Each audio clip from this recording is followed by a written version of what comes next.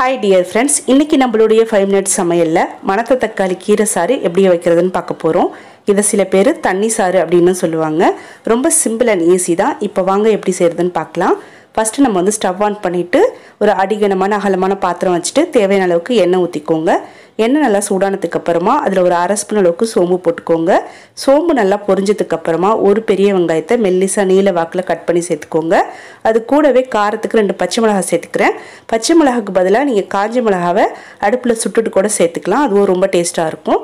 இது எல்லாத்தையும் சேர்த்துட்டு நல்லா வதக்கிக்கலாம். வெங்காயத்தை வதக்கும்போது கீரை சாருக்கு தேவையான அளவுக்கு உப்பையும் சேர்த்து வதக்கிக்கோங்க.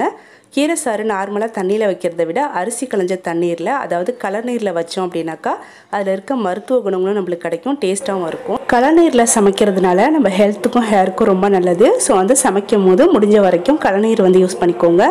சாம்பார் வைக்கும் போது இந்த மாதிரி கீரை சாறு வைக்கும் போதுலாம் நீங்கள் வந்து கலநீர் வந்து யூஸ் பண்ணிக்கலாம். இப்போ வந்து வெங்காயமும் பச்சை மிளகாவும் நல்லா வதங்கிடுச்சு. இதில் நம்ம எடுத்து வச்சிருக்கிற கலநீரை சேர்த்துட்டு நல்லா கலந்து விட்டுக்கலாம்.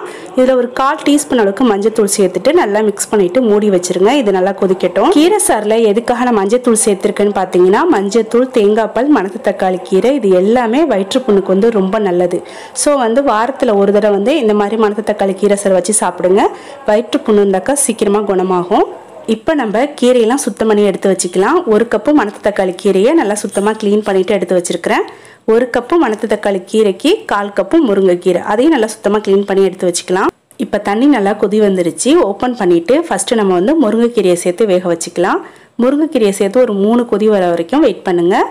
அதுக்கப்புறமா மணத்ததக்காளி கீரையை சேர்த்துக்கலாம். முருங்கைக்கீரை கொஞ்சம் திக்காக இருக்கிறதுனால ஃபஸ்ட்டு இந்த மாதிரி வேக வச்சுக்கணும். அதுக்கப்புறமா தான் மணத்ததக்காளி கீரையை சேர்க்கணும்.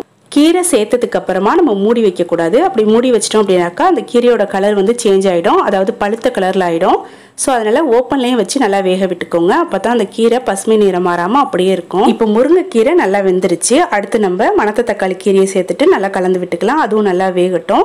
மணத்ததக்காளி கீரை வந்து பார்த்திங்கன்னா சீக்கிரமாக வெந்துடும். ஸோ அதனால தான் ஃபஸ்ட்டு நம்ம முருங்கைக்கீரையை வேக வச்சுட்டு அதுக்கப்புறமா மணத்ததக்காளி கீரையை சேர்த்துக்கணும். இந்த மணத்ததக்காளி கீரை சாறு வைக்கிறப்போ கண்டிப்பாக நம்ம முருங்கைக்கீரையும் சேர்க்கணுமா அப்படின்னு கேட்டிங்கன்னா அப்படிலாம் ஒன்றும் இல்லை. மணத்ததக்காளி கீரையில் சிறு கசப்பு இருக்கும். முருங்கைக்கீரை சேர்க்கும் போது அந்த கசப்பு தெரியாது. ஸோ அதனால தான் நான் சேர்த்துருக்கிறேன்.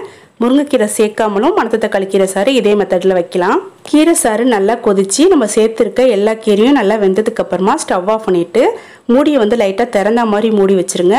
இது நல்லா ஆறட்டும். அதுக்கப்புறமா நம்ம தேங்காய் பால் சேர்த்துக்க போகிறோம். இப்போ தேங்காய் பால் எடுத்துகிட்டு வந்துடலாம்.